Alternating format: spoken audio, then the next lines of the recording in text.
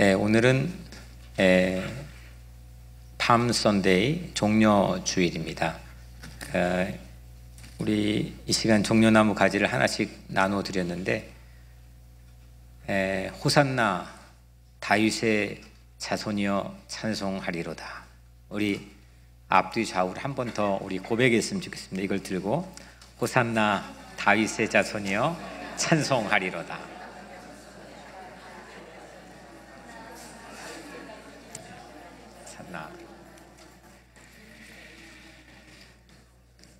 종려주일은 예수님께서 십자가 죽음을 위해서, 십자가에 죽으시기 위해서 예루살렘에 입성하신 날을 기념하는 절기입니다. 마태, 마가, 누가, 요한 사복음서에 모두 기록된 아주 막강한 권위를 가지고 있는 그런 절기입니다. 이 성경의 종려나무는 승리, 의로움, 아름다움, 이런 의미를 지니고 있습니다. 많은 사람들이 겉옷을 펴고 길에 펴고 종려나무 가지를 흔들면서 외쳤습니다. 호산나 다윗의 자손이여 찬송하리로다. 주의 이름으로 오시는 이여 가장 높은 곳에서 호산나 하더라. 아멘. 스가랴 9장 9절에 나와 있는 예고된 말씀이 이루어지는 그런 순간이 종려주일입니다. 종려주일의 가장 오래된 문헌은 주후 388년도에 세상의 첫 번째 교회인 예루살렘 교회에서 처음으로 축하 의미를 담아서 지켰습니다. 마치 비전주일처럼 축제 분위기에서 지켰던 게 첫 번째 종려주일의 풍경입니다. 이후에 유럽 교회에서 때론 축하 대신에 애도의 의미를 담아서, 예수님은 곧 십자가에 못 박혀 죽으시니까 슬픔과 애도의 분위기를 띠기도 하면서 종려주일을 지니기도 했습니다. 그래서 한 교회에서 예배를 드린 다음 모든 교인들이 가까이 있는 다른 교회로 걸어가는 것이 종려주일의 또 하나의 전통이기도 했습니다. 이렇게 말씀드리는 것은 2000년 동안 종려주일이 어떤 풍경들을 가지고 있었는지를 우리 함께 나누기 위함입니다. 그런데 여하튼 공통적인 건 하나는 종려주일이 되면 종려나무 가지를 흔들면서 예수님의 예루살렘 입성을 기억합니다. 예수님을 종려나무 가지를 흔들고 예수님의 예루살렘 입성을 기억하는 건 예수님에 대한 태도, 예수님에 대한 자세이죠. 종려주일 안에는 그래서 예수님을 향한 두 가지의 태도가 담겨 있습니다. 고난받는 예수님을 향해서 왕으로 찬양 올리는 겁니다. 반면에 이렇게 환호했던 군중들은 5일 만에, 단 5일 만에 예수님을 십자가에 못 박으라, 바라바를 놓아주고 예수님을 십자가에 못 박으라, 이렇게 소리쳤습니다. 이제 내일부터는 한 주간 동안 고난주간을 보내게 됩니다. 그리스도의 십자가 고난과 죽음을 기념하는 그런 주간입니다. 최후의 만찬과 세족을 기념하는 세족 목요일, 그리고 주님이 십자가에 달려 돌아가신 성금요일, 기독교의 가장 큰 날인 부활주일, 우리는 순서대로 이 귀한 절기들을 맞이하게 됩니다. 그래서 세상의 세계 모든 크리스찬들은 이 기간을 가장 숭고하고 거룩하고 가장 진지하고 가장 경건하게 보내게 됩니다. 오늘부터 시작되는 이 종려주일로부터 시작되는 고난주간 부활주일 동안 인류의 죄를 위해 예루살렘에 입성한 순간부터 부활주일까지 예수님의 숨막히는 은혜를 따라서 여러분들 모두가 부활의 승리가 있게 되기를 주의 이름으로 축복합니다. 이제 오늘 본문 말씀으로 우리가 한번 들어가서, 종려주일은 그러니까 예수님의 이동을 기억하는 날이죠. 바로 직전 장인 18장에서는 예수님이 삭개오를 만납니다. 여리고에서 삭개오를 만나주는데, 여리고에서 예루살렘 성 안으로 입성하는 그 이동, 예수님의 이동을 기억하는 날입니다. 29절에 감람원이라 불리는 산 쪽에는 벳바게와 베다니에 가까이 가셨을 때에 제자 중 둘을 보내시며, 감람산에 있는 벳바게와 베다니라고 하는 동네에 예수님께서 가까이 이르렀을 때였습니다. 예수님은 두 제자에게 따로 불러 지시합니다. 너희는 맞은편 마을로 가라. 그리고 들어가면 아직 아무도 타보지 않은 나귀 새끼가 메어 있는 것을 보리니 풀어 끌고 오라. 우리가 잘 알고 익숙해 있는 지시 하나를 예수님께서 두 제자에게 내렸습니다. 먼저 첫 번째로 예수님은 이 십자가의 길, 이 십자가를 지시기 위해 가는 그 길의 첫 관문에서 노 터치 나귀 새끼를 선택했습니다. 아직 아무도 타보지 않는 나귀 새끼입니다. 나귀는 짐을 싣든 아니면 사람을 태우든 해야 합니다. 이게 나귀의 기능입니다. 이번 성기순례 가서 페트라라고 하는 곳에 이제 나귀를 제가 따로 보면서 한참 동안 쳐다본 적이 있는데 눈이 참 슬퍼요. 매여 있는 나귀였는데, 나귀는 여튼 짐을 싣고 이동을 하던, 또 사람을 태우고 또 운반 역할을 하던, 이것이 나귀의 쓰임입니다. 하지만 그 쓰임이 잘 발육되지 못한 새끼 나귀를 끌고 오라, 이게 주님이 지시를 내렸습니다. 사람의 손을 타지 않았습니다. 사람의 손을 타지 않고 아직 발육이 성숙되지 않아서 아무도 터치하지 않는 노터치 새끼 나귀. 예수님이 왜 이걸 타셨을까? 예수님이 지금 무엇을 하러 가시느냐? 십자가를 지시기 위해 가시는 첫 번째 길에서 보여준 행동입니다. 그러니까 나귀 새끼만 따로 떼어놓고는 사실 아무도 타보지 않는 나귀 새끼를 제대로 설명하기가 쉽지 않습니다. 자의적으로 아주 다양하게 우리가 해석할 수는 있겠지만, 가장 중요한 것은 이 새끼 나귀를 타고 가시는 전국의 목표지인 십자가입니다. 십자가가 무엇입니까? 십자가는 여러 가지로 설명할 수 있겠지만 아무도 인간이 해결할 수 없는 것을 하나님이 해결하는 것, 해결하려고 해보지도 않았고 또 해결할 수도 없고, 이거를 해결하는 것, 하나님이 해결하는 게 십자가의 자리입니다. 우리는 십자가에 그래서 권세와 능력, 십자가의 영광을 이야기합니다. 우리는 터치할 수 없는 것이 많습니다. 도달할 수 없는 것이 많습니다. 오늘날 과학기술의 눈부신 발전으로 사람이 할 수 없는 것이 거의 없어 보이는 시대에 살고 있지만, 그럼에도 불구하고 아예 시도조차 하지 못하는 게 있습니다.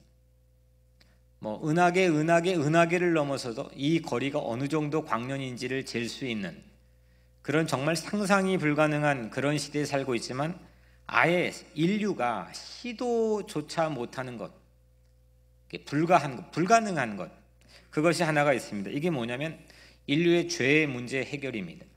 악의 문제 해결입니다. 아무리 똑똑하고 아무리 권세가 있는 제국이 다스렸던 시대에도 이 문제를 해결할 수가 없습니다. 심지어는 해결은 고사하고 그 악을 경영하는 것조차 잘 이루어지지 못하고 있습니다. 미국도 마찬가지고 좀 폼 잡고 있는 선진국들도 마찬가지입니다. 이 악의 문제를 해결할 수가 없습니다. 사람이 터치할 수 없는 이 악의 문제 해결을 위해서 예수님이 십자가를 짊어지신 건 예수 믿는 사람이라면 사실 부인할 수 없는 진리입니다. 왜 예수님께서는 아직 아무도 타보지 않는 새끼 나귀를 타셨을까? 노터치 나귀 새끼, 아무도 타보지 않는 새끼 나귀를 예수님이 타신 것은 십자가를 짊어지시기 위해 타셨습니다. 아직 누구도 죄와 그 죄로 인한 죽음의 문제를 해결하기 위해 짊어져 본 적이 없는 십자가의 그 길을 가기에 앞서서 아무도 타보지 않은 새끼 나귀를 예수님이 타신 겁니다. 예수님은 한 주간 동안 두 번 무언가에 올라타셨습니다. 한 번은 새끼 나귀에 올라타셨고 한 번은 십자가에 올라타셨습니다. 이거는 매우 유형론적으로 비슷한 닮은 꼴입니다. 그래서 예수님을 우리가 어떻게 맞이할 것인가? 십자가는 우리에게 묻는 겁니다. 십자가는 한 가지 우리에게 질문을 하는 거고 도전하는 건데, 이 십자가를 어떻게 맞이할 거냐, 믿을 거냐 말 거냐, 영접할 거냐 말 거냐, 환대할 거냐 말 거냐, 이거를 한 가지 질문을 우리에게 요구합니다. 마찬가지로 새끼 나귀도 마찬가지였습니다. 새끼 나귀를 타고, 아무도 타보지 않는 새끼 나귀를 타고 예루살렘의 십자가의 길로 들어가신 예수님을 환영할 거냐 말 거냐, 어떤 태도와 어떤 자세로 예수님을 맞이할 거냐. 예수님은 우리에게 그런 분이십니다. 아직 누구도 해결해 보려고 건드려 보지 못한 부분, 죽었다 산다 해도, 날고 긴다 해도 누구도 해결해 보려고 건드려 보지 못한 부분에 침투해 들어오는 분, 그분이 바로 예수님입니다. 감히 엄두 내지 못하고 그냥 놔둔 문제를, 포기해버리고 방치해 둔 문제를 깊이 침투해 찾아오시는 분, 그분이 바로 아무도 타보지 않는 새끼 나귀를 타고 오신 예수 그리스도입니다. 치명적인 어려움이 닥쳐올지라도, 거기 가면 나에게 어마어마한 손해가 올지라도 그거 절대 마다하지 않고 기어코 나를 찾아와 나를 도와주시는 분, 그분이 예수 그리스도입니다. 우리는 그런 예수님을 믿어야 될 줄로 믿습니다. 그 예수님을 영접하시기를 바랍니다. 그 예수님을 높이 찬양하시기를 축복합니다. 아직 아무도 타보지 않는 부분이 있습니까? 여러분들 각자 인생에 아직 아무도 터치하지 못하는 부분이 여러분들의 삶이 있습니까? 쓰임의 기능이 성숙될 수 없는 곳이 있습니까? 뭔가 사람들에게 요긴하게, 하나님에게 요긴하게 쓰임받고 싶은 그런 마음이 있을진데, 이게 잘 되지 않는 그런 삶의 부분이 여러분들에게 있습니까? 눌려있고 잘하지 못하고 발육될 수 없는 삶의 부분이 여러분들에게 있습니까? 이번 종려주일에 그런 예수님이 바로 그곳에, 그 자리에 찾아와 주시기를 주의 이름으로 축복합니다. 전혀 생각지 못했던 곳, 나도 그냥 포기하고 넘어갔던 곳, 아예 포기하고 방관만 했던 곳, 그래서 다른 길을 찾았던 저 깊숙이 감춰뒀던 곳, 그곳까지 아시고 찾아와 주신 예수 그리스도를 만나시기를 주의 이름으로 축복합니다. 주님은 찾아와 주시고 터치해 주시고, 아무도 터치하지 않았던 걸 터치해 주시고, 그리고 해결해 주시고, 침투해 들어오시고, 박두해 오시고, 찾아와 주시고, 그런 예수님을 영접하는 날, 그것이 종려주일에 담긴 첫 번째 의미입니다. 두 번째로 예수님은 또 한 가지의 지시사항을 덧붙여 놓았는데, 아직 아무도 타보지 않는 새끼 나귀가 매여 있는 것을 보리니 풀어 끌고 오라. 예수님은 나귀 새끼의 매듭을 풀어서 그걸 끌고 오라, 이렇게 말씀하셨습니다. 나귀는 묶여 있었습니다. 그리고 매듭이 풀어져 있지 않았습니다. 이게 바로 쓰임의 기능이 없다고 하는 표식입니다. 묶여 있다고 하는 것은 번번이 그것으로 인해서 발목이 잡힌다는 겁니다. 백날 뛰어봤자 한계가 정해져 있습니다. 묶여 있으면 아무리 나가려고 발버둥 쳐봤자 분명한 한계가 그어져 있습니다. 우리들은 무엇에 묶여 있지는 않습니까? 주님께서 해결해 주셔야 될 매듭이 혹 여러분들에게는 무엇입니까? 주님은 오늘 제자들에게 먼저 그 묶여있는 매듭을 보게 했습니다. 무엇인가 가공할 힘의 지렛대에 묶여있는 나귀 새끼처럼, 거기 말뚝에 묶여 있으니까 아주 작은 반경 안에서의 바깥으로 벗어날 수 없는 그 새끼 나귀처럼 우리도 묶여있는 매듭들이 있습니다. 가장 손쉽게 생각할 수 있는 경제적인 매듭도 있을 수 있고, 가정적인 매듭, 관계적인 매듭, 죄악의 매듭, 여러 가지 매듭들이 있을 수 있습니다. 주님이 그곳을 찾아와 해결해 주시기 전엔 먼저 우리로 하여금 그 매듭을 보게 합니다. 여러 가지 매듭이 있겠지만 오늘 하나님께 저를 통해서 여러분들에게 말씀하시고 싶어하는 한 가지 매듭은 생각의 매듭입니다. 물론 몸이 묶여 있는 것들도 있습니다. 아까 말씀드렸던 경제, 정치, 사회, 문화의 여러 가지 조건, 환경에 살아가는 우리들은 이 몸이 묶여 있는 것, 환경이 묶여 있는 것들이 인생에 참 많이 있습니다. 그런데 우리는 먼저 생각의 매듭이 풀어져야 됩니다. 생각의 매듭이 묶여 있으면 육신이 움직일 수가 없습니다. 이 안에는 정말 신비롭게도 이 시간에 엄청난 양의 피가 심방과 심시를 통해서 온몸을 돕니다. 작동한 전기를 넣지도 않았는데 이 엄청난 뼈 마디마디가 움직입니다. 이 육신의 매듭이 하나가 잘못돼도 우리는 상당한 어려움을 당하지만 이 육신도 결국 이 생각의 명령 지시에 따라서 움직입니다. 생각이 가지고 있는 방향대로 따라 살게 되어 있습니다. 생각의 매듭이 엉켜버리면, 생각의 매듭이 꽁꽁 잠겨져 있게 되면 육신도 당연히 그 생각의 지배를 받게 되어 있습니다. 로마서 8장의 성령장에서 바울은 그래서 육의 생각과 영의 생각을 구분했습니다. 영의 생각은 생명과 평안이라고 했습니다. 육의 생각은 사망이라 했습니다. 이 생각의 매듭을 성공시키는 것, 생각의 매듭을 풀어 성공시키는 것, 이건 우리 인생에 매우 중차대한 과제입니다. 많은 사람들이 육의 매듭을 풀려고 주목하지만 정작 생각의 매듭은 풀려고 생각하지 않습니다. 실제 이건 쉽게 풀어지지 않습니다. 생각의 매듭이 묶여 있으면 육신의 움직임도 심각한 제약을 갖게 됩니다. 거기에 매번 번번이 발목이 잡힙니다. 우울한 생각, 절망적인 생각, 부정적인 생각, 불평적인 생각, 여러 가지 생각의 매듭이 나를 그냥 올가매고 있다면 거기에 선한 게 나오기가 쉽지 않습니다. 생각이 묶이면 심지어 영혼도 묶입니다. 그거를 매듭을 가서 보고 풀어서 끌고 주님 앞에 오는 것, 이게 종려주일에 주님이 그려놓으신 묘사된 풍경입니다. 오늘 여러분들 각자의 삶이 생각의 매듭을 보고 그 생각의 매듭을 풀어서 주님 앞으로 끌고 오시기를 축복합니다. 예수님 말씀합니다. 만일 누가 너에게 어찌하여 푸느냐 묻거든 말하기를 주가 쓰시겠다 하라. 아직 아무도 사용할 수 없는 겁니다. 아직 아무도 사용해보지 못한 겁니다.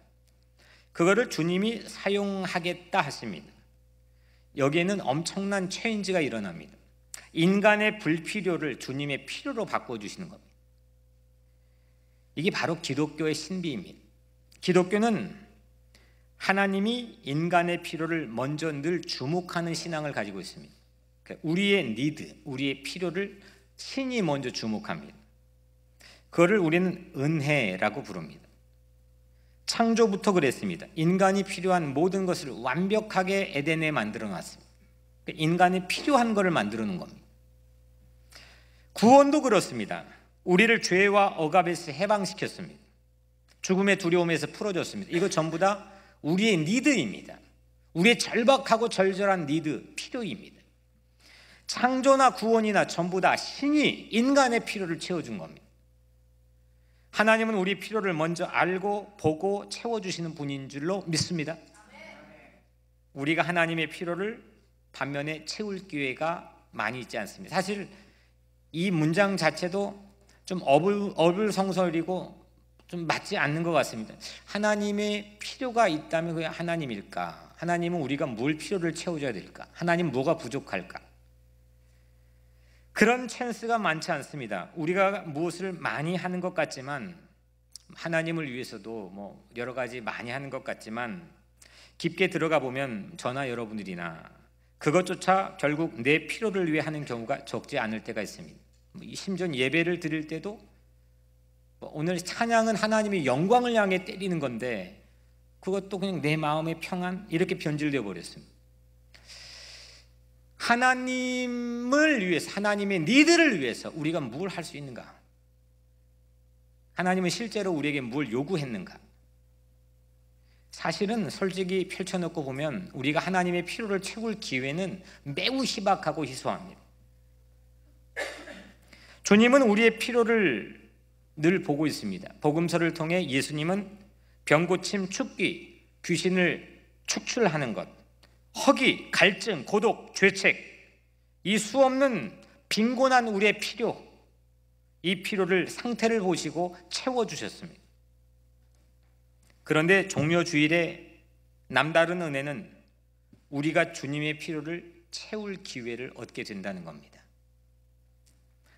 내겐 불필요한 것을 가지고, 내겐 아직 발육되지 못한 불필요한 것을 가지고 주님의 필요를 채울 수 있는 것이 종려주일에 담긴 은혜입니다. 오늘 혹 우리 각자의 삶의 자신도, 또 내게 있는 것도, 또 내게 있는 모든 것들도 혹 아직 발육되지 못하고 성숙되지 못하고 심지어는 불필요한 것까지도 주님께서는 주님의 필요한 것으로 바꾸어 주시는 줄로 믿습니다. 종려주일은 사실 예수님 십자가 짊어지시기 위해 가는데 여러분들이 제가 뭐 할 게 있겠습니까? 예수님이 우리를 위해 죽으신다는데 뭐 할 게 있습니까? 그냥 내 어머니도 나를 위해 태어날 때부터 나를 양육하기 위해 무수한 수고를 헌신을 하시는데 여러분들은 뭘 했습니까? 뭐 한 게 있습니까? 그냥 어머니의 본분을 다 하시는 건데, 예수님의 본분을 다 하시는 건데 우리가 뭐 할 게 있습니까? 근데 딱 한 가지, 주님께서 주가 쓰시겠다 하라. 주님의 쓰임이 우리에게 새로운 도전이 되는 날이 종려주일입니다. 많은 기회가 아닙니다. 마지막 세 번째로, 돌들이 소리 지르기 전에, 오늘 말씀의 제목입니다. 돌들이 소리 지르기 전에 우리가 승리의 찬양을 해야 합니다. 첫 번째는 예수님은 십자가의 길의 첫 관문에서 노터치 새끼나귀, 아무도 타보지 않은 새끼나귀를 선택했습니다. 두 번째는 예수님은 나귀 새끼의 매듭을 풀고 끌어오라고 하셨습니다. 마지막 세 번째로, 돌들이 소리 지르기 전에 우리가 승리의 찬양을 해야 합니다. 제자들은 잘 익숙한, 여러분들에게 익숙한 풍경인데, 제자들이 자기 겉옷을 벗어가지고 나귀 위에 안장처럼 깔았습니다. 그리고 예수님이 올라탔습니다. 사람들, 무리들은 길 위에다가 그 모습을 모방해서 자기의 겉옷을 벗어서 길 위에 폈습니다. 그리고 대대적으로 환영했습니다. 예수님이 새끼 나귀를 타고 감람산 내리막길, 기드론 골짜기를 향하는 감람산 내리막길을 향해서 가까이 오셨을 때였습니다. 온 무리가 그들이 목격한 놀라운 일들로 인해서 열광적으로 주님을 환영할 때였습니다. 찬송하리로다 주의 이름으로 오시는 왕이여, 하늘에는 평화요 가장 높은 곳에는 영광이로다. 예수님은 하나님의 이름으로 오시는 왕이십니다. 사람들은 저마다 이 찬양을 했습니다. 찬양의 키워드는 평화와 영광입니다. 아무도 해결할 수 없는 평화. 이스라엘 남북이 분단된 이래로 700년 동안 이들은 평화를 맛봐 적이 없습니다. 아니 70년이 아닙니다. 우리나라처럼 분단 70년 정도가 700년 동안 누구도 평화를 이룩해 본 적이 없습니다. 늘 찌들리고 늘 위협당하고 늘 추방당하고 늘 쫓겨다녔습니다. 아무도 해결할 수 없는 평화, 아무도 도달할 수 없는 가장 높은 곳의 영광, 이 찬양을 예수님을 바라보면서 했습니다. 그래서 우리는 평화의 왕이신 예수 그리스도를 찬양해야 합니다. 그것이 십자가의 길을 가시는 예수님에게 우리가 할 수 있는 일입니다. 하늘과 가장 높은 곳엔 경계가 없습니다. 나뉘어진 곳이 없습니다. 아무도 타보지 않는 나귀 새끼의 경계를 무너뜨린 예수님. 좀 전에 말씀드렸지만 이게 말뚝에 묶어놓은 이 나귀 새끼는 분명한 경계가 정해져 있습니다. 날고 뛰어봤자, 아무리 힘을 길러봤자 경계가 정해져 있습니다. 보도가 있습니다. 그런데 하늘에는, 가장 높은 곳에는 경계가 없습니다. 구분할 수 없습니다. 이렇게 아무도 타보지 않은 나귀 새끼의 경계를 무너뜨린 예수님께서 아무도 이루지 못한 평화의 영광을 이루시는 줄로 믿습니다. 이 찬양을 옆에 듣고 있던 몇몇 바리새인들이 이에 대해서 반박했습니다. 꼭 이런 사람들이 있죠. 이런 제자들을, 이렇게 찬양하는 제자들을, 신성 모독의 위험지경에 있는 이 제자들을 예수님, 당신 선생이 단속을 하라고 반박했습니다. 요청했습니다. 이때 오늘 말씀의 제목에서 나오는 예수님이 유명한 말씀을 합니다. 만일 이 사람들이 침묵하면 돌들이 소리 지르리라. 평화의 찬양을 하지 않고서 침묵하면 돌들이 대신 소리쳐 찬양할 것이다. 이런 말씀을 바리새파 사람들에게 했습니다. 돌들은 아무 말을 할 수 없습니다. 그런데 평화의 왕의 입성 앞에서 혹 침묵하고 잠잠하면 돌들이라도 대신 소리 지를 것이다 라는 겁니다. 돌들만도 못해서 되겠습니까? 오늘 이걸 기가 막히게 반전으로 지금 예수님 말씀하신 초점은 뭐냐 하면, 바리새파 너희들은 돌들보다 못하다는 겁니다. 그래서 우리는 침묵을 깨워야 합니다. 돌들이 소리 지르기 전에 우리는 침묵을 깨고 예수님을 찬양해야 될 줄로 믿습니다. 예수님을 평화의 왕으로 찬양하고 영접하며 맞이해야 될 줄로 믿습니다. 이거는 2000년 전에 기록된 오늘 본문 누가복음 19장에 담겨있는 텍스트 안에 있는 내용들을, 고대의 기록을 오늘 같이 해석해서 함께 나눈 겁니다. 그러면 오늘 마지막으로, 오늘 2019년 여러분들의 종려 주일의 현 주소는 어떻습니까? 이 고대 문헌을 우리 같이 해석하는 것 우선은 했으니까 말고, 오늘 2019년을 사는 이 여러분들의 종려 주일의 현 주소는 어떻습니까? 우리에게 아직 아무도 타보지 않는 나귀 새끼는 무엇입니까? 묶여진 매듭을 풀고 끌고 와야 될 것은 무엇입니까? 우리의 매듭은 무엇입니까? 돌들이 소리 지르기 전에 평화의 왕을 찬양할 수 있는 것은 또 나에겐 무엇입니까?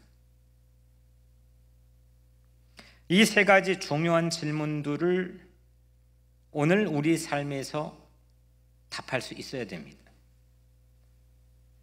내 힘으로 터치할 수 없는 나귀 새끼, 내 힘으로 도저히 도달하고 해결할 수 없는 그 새끼 나귀를 주님께 내어드려야 됩니다. 내가 그 매듭을 보고 풀어서 끌고 와 주님 앞에 내어드려야 됩니다. 그 매듭을 해결하는 주님을 또 찬양해야 됩니다. 제게는 지난주가 매우 특별했습니다. 그 특별했던 얘기를 잠깐 말씀을 나누려고 합니다. 작년 8월 한국의 DMZ 비무장지대에서 역사상 최악의 폭염을 뚫고 국제 청소년들과 걸으며 기도했었을 때였습니다. 정지성 목사님과 함께 대화를 나누면서 그런 얘기를 제게 들려줬습니다. 3일 100주년이 되는 2019년에 이 자리, 이 DMZ 비무장지대에 이 500km를 한 사람이 1m씩 그러면 50만 명이 필요한데 이 50만 명이 손을 잡고 이어서 기도하자, 그런 이야기를 나누었습니다. 3.1운동은 기독교의 유산입니다. 이번에 성지순례를 통해서 예루살렘에 있는 유대인 박물관에도 방문했지만 사실 가장 큰 박물관은 워싱턴 DC에 유대인 박물관, 홀로코스트 박물관이 있습니다. 거기 가서 본 거는 이 유대인들이 한 가지 제가 참 부러운 것 한 가지는 기억의 힘입니다. 이 자기들이 가지고 있는 삶의 자리의 아픔, 어려움, 고난, 그것과 동일하게 함께 하셨던 하나님의 신앙, 이걸 기가 막히게 기억을 잘하는 민족이 유대 민족입니다. 그들은 3400년 전에 출애굽했던 것을 기억하여서 지금까지도 패스오버라고 하는 유월절을 지켜 미국의 명절로 만들고 있습니다. 근데 우리는 3400년이 아니라 100년 전에 3.1절에 이거 전부 다 이게 신앙인들의 유산입니다. 이 신앙인들의 유산인 이 3.1 운동, 그 크리스찬 미션 스쿨에서 대대적으로 일어났던 이 운동이 3.1 운동인데 우리는 마치 우리 거가 당연히 안 되어야 되는 것처럼 여겨지고 있습니다. 이건 마치 특별한 사람이나 정치인이나 이건 남들이 했어도 우리가 조금 했어도 가져와서 이거는 우리 유산이라고 말할 수 있는 그런 여지가 있어야 되는데 이건 우리가 다 해놓았는데도 불구하고 이 하나님이 주신 선물 자체를 우리는 헌신짝처럼 여길 때가 있습니다. 그래서 우리는 그 DMZ 비무장지대에서 그런 얘기를 나눴습니다. 3.1운동은 기독교의 유산이고 대한독립만세운동을 평화만세운동으로 승화시키자. 휴전선에는 10개의 군이 있습니다. 남쪽에서 10개의 군이 있는데 각각 5만 명씩 모이면 가능한 일이었습니다. 계산적으로는 가능한 일이었습니다. 그런데 모두가 듣는 사람마다 시큰둥했습니다. 다 시큰둥했습니다. 그게 과연? 그런데 지금 한국에서는 이것이 실현 가능한 일이 되어가고 있습니다. 기도하는 한 사람에게 주신 계시, 그 계시가 성령의 바람을 타고 이루어져 가고 있습니다. 전국 방방곡곡에 거리마다 프랭카드가 걸려 있고 이 4.27 민플러스 평화 손잡기 참여를 위해 남녀노소가 준비하고 있습니다. 4월 27일 14시 27분에 DMZ 500km의 50만 명이 휴먼 체인을 세워 평화의 기적을 이루어가고 있고 생중계를 내 전 세계 방영할 계획입니다. 이런 엄청난 일들이 이루어져 가고 있습니다. 그런데 저는 사실 솔직히 부끄러운 얘기지만 피하고 싶었습니다. 작년 연말부터 쉽지 않았던 시간들을 보내며 여력이 되지 않았습니다. 한국의 비행기 티켓까지 해가지고 세계 평화 백인 학술대회를 그 전날 하는데 꼭 와야만 된다고 하는데도 불구하고 그것도 피하고 싶었습니다. 생각해보니 뒤돌아보니 꼭 요나 같았습니다. 니느웨로 가라 하셨는데 다시스로 가고 있었습니다. 그런데 화요일 새벽 기도를 하는데 지난주 화요일 새벽 기도를 하는데 마음에 풍랑이 불었습니다. 제가 물고기 뱃속에 있는 것 같았습니다. 움직일 수 없이 니느웨 방향으로 그 물고기 뱃속에서 토해져 내뱉어져 있는 느낌이었습니다. 그리고 뉴욕에서 평화 손잡기를 하도록 하나님은 강권적으로 이끄셨습니다. 우리 민족에게 아무도 타보지 않은 나귀 새끼가 뭘까?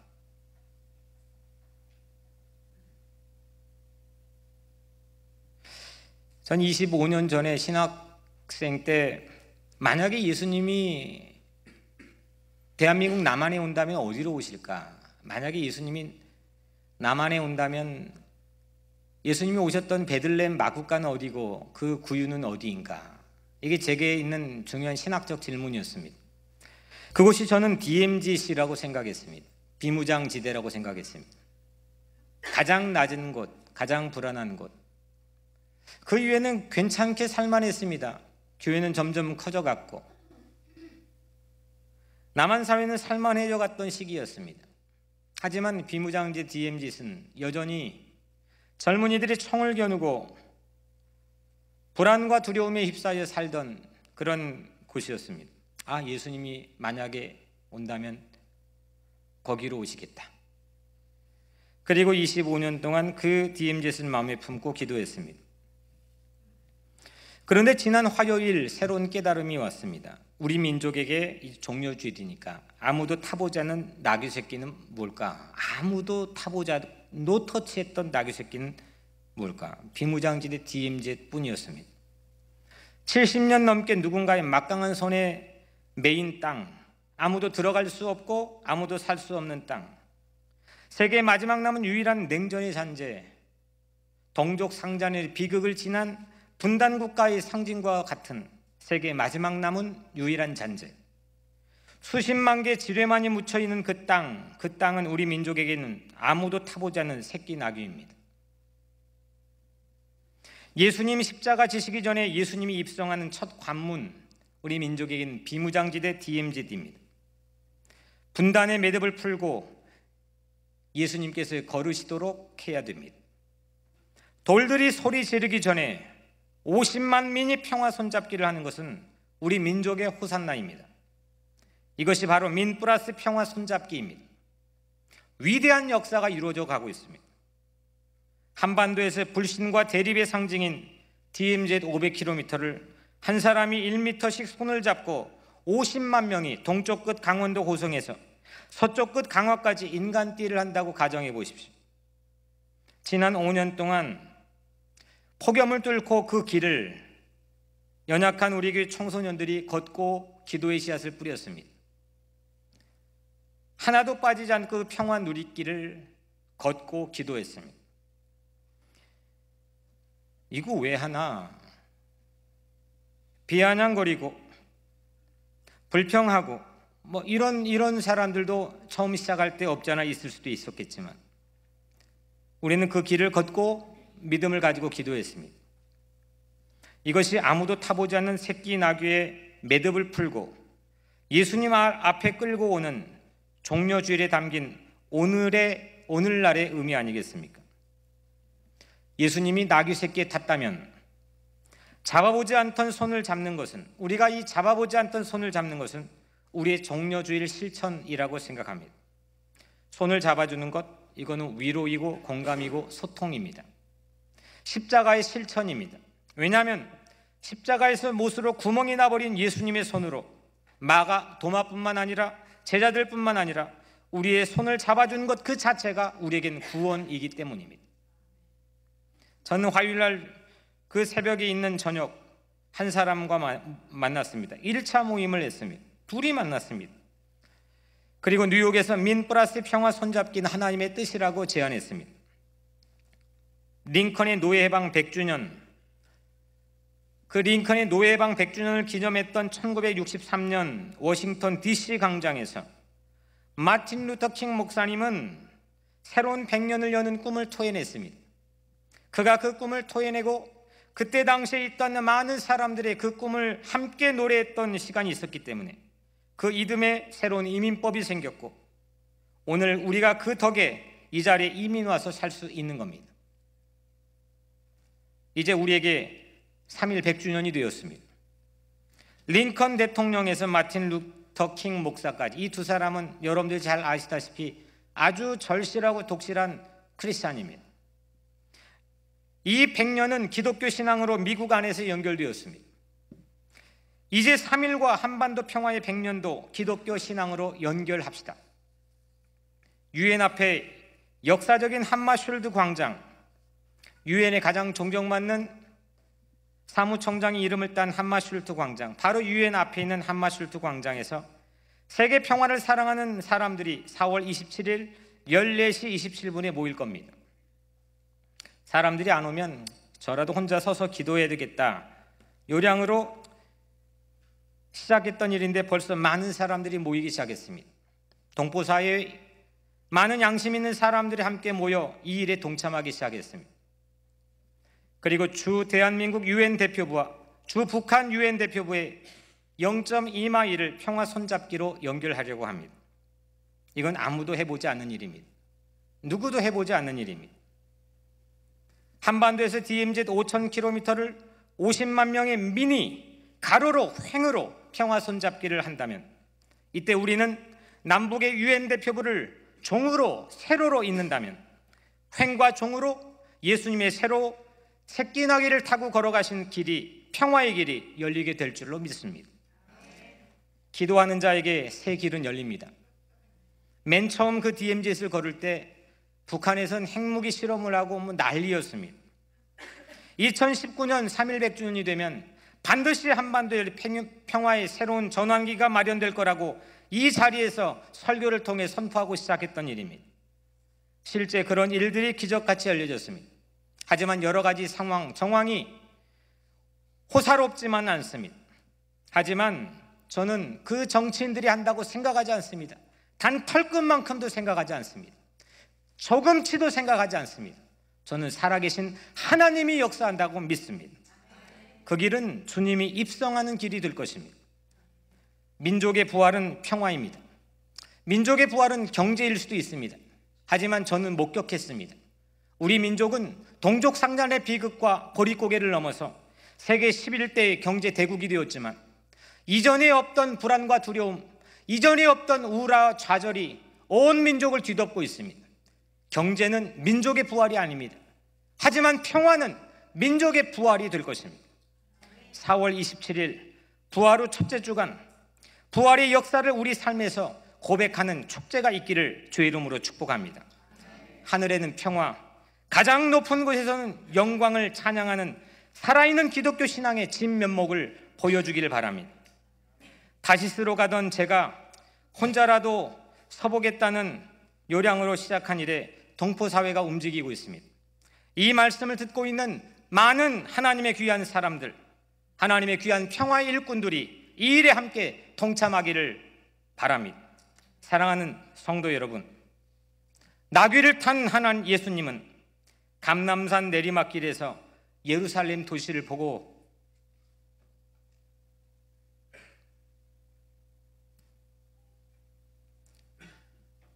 울었습니다.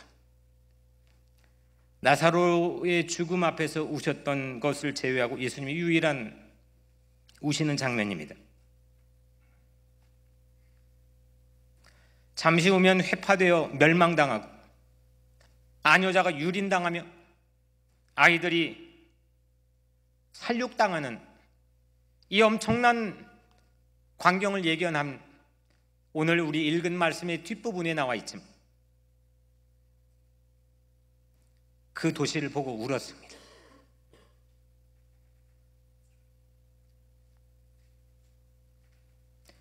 그 눈물은 긍휼이고 사랑이고 연민입니다.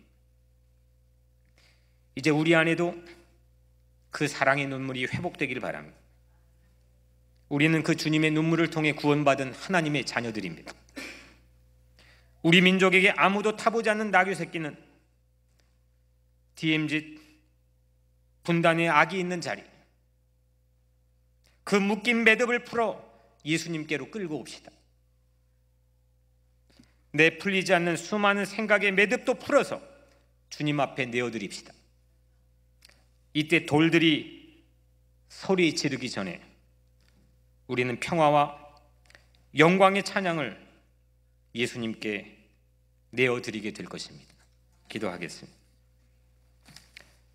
은혜로우신 아버지 하나님, 아무도 타보지 않는 내 삶의 영역을 이 시간 주님께 내어드리기를 원합니다.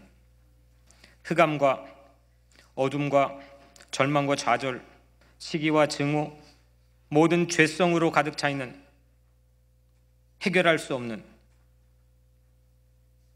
아무도 타보지 않는 내 삶의 영역을 이 시간 주님께 내어드립니다. 생각의 매듭을 풀고 주님 앞에 내어드립니다. 자포자기하며 방관했던 묵혀둔 내 현실의 문제, 가정의 문제, 죄의 문제, 교회의 문제, 민족의 문제를 주님께만 내어드립니다. 돌들이 소리 지르기 전에 우리가 먼저 주님을 맞아들이고 찬양을 할 수 있게 해달라고 이 시간 주님께 기도합니다. 주님, 우리를 도와주시옵소서. 우리가 기도하게 도와주시옵소서. 그 기도가 능력과 힘과 권세가 되게 하시고 주님을 알지 못하는 이 땅의 많은 바리새인들에게 하나님의 영광을 보게 하여 주옵소서. 예수 그리스도의 이름으로 간절히 기도드리옵나이다. 아멘.